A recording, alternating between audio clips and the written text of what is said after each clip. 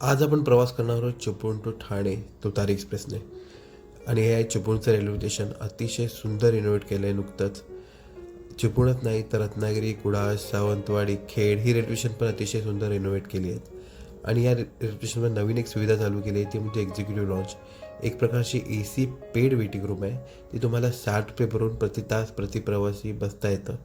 आणि या सुविधांचा लाभ घेता येतो, जसे की मोफत वायफाय आहे, क्लीन टॉयलेट्स आहेत. त्याचा उपयोग तुम्ही करून घेऊ शकता. आणि हा चिपळूणचा प्लॅटफॉर्म क्रमांक 2 आहे.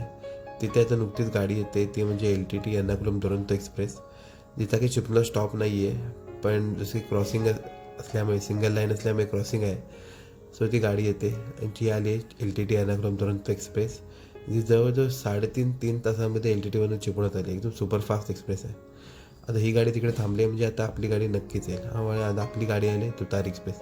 आता तुतारी एक्सप्रेसला आपण एरवी रेल्वेने देऊन टाकावेत असं मला वाटतं, कारण त्याने स्पीड पण वाढेल गाडीचा आणि कॅपॅसिटी पण वाढेल. आता आपली सीट ही मिळाली साईड अपर. तर आता मी बेड लावून घेतला आहे, तर झोपतो. उद्या सकाळीच आपला ब्लॉग कंटिन्यू करू. तर सकाळी 6 वाजता मी ठाणे स्टेशनला पोहोचलो. गाडी मस्त टायमात गेली, झोप पण चांगली झाली. सो तुम्हाला माझा व्हिडिओ आवडला तर व्हिडिओ लाईक करा.